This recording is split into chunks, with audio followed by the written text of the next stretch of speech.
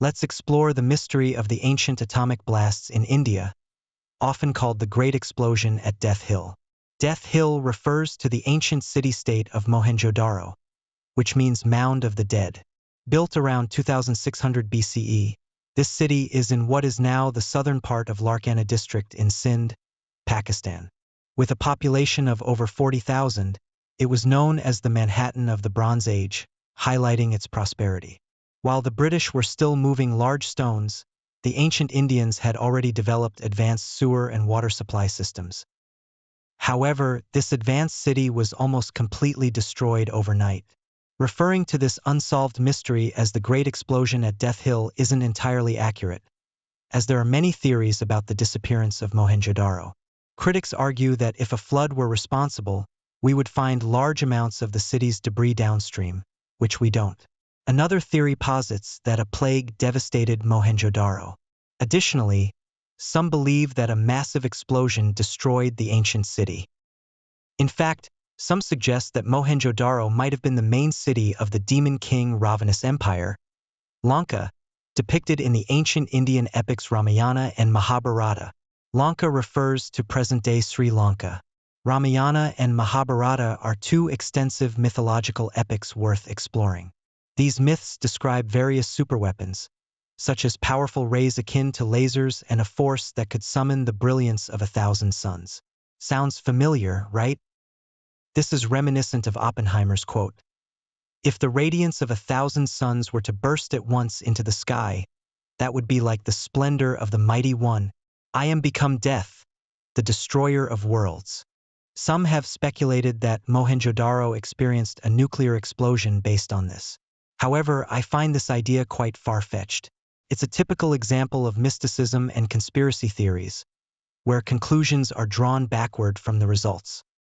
Just because Oppenheimer used that quote to describe nuclear weapons doesn't mean ancient India had them. This is putting the cart before the horse.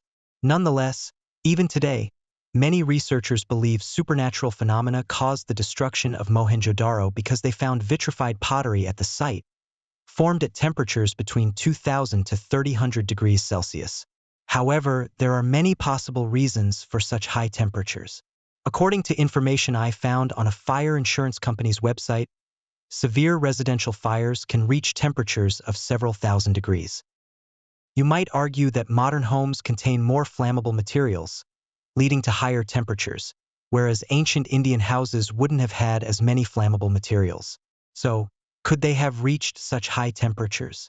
Archaeologists have found only a limited number of these vitrified pottery shards, which means we can't be certain about where or how they were created. There are too many variables to jump to the conclusion that it was a nuclear explosion. Similar claims were made about the Tunguska event, suggesting it was caused by a nuclear bomb due to the similar effects of an atomic explosion, such as a bright blast, rising smoke, and intense shockwaves. Now, with Mohenjo-Daro, the same theory resurfaces.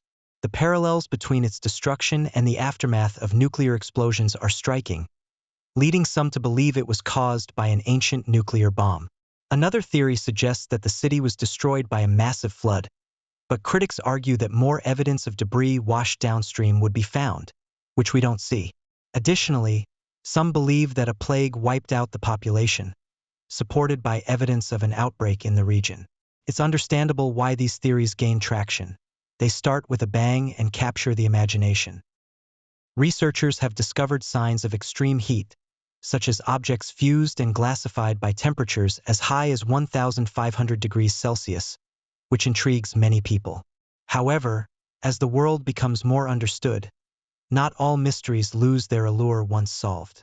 For example, consider the phenomenon of spontaneous human combustion. In some cases, victims' torsos burned intensely, almost to ashes, while the surroundings remained largely unaffected.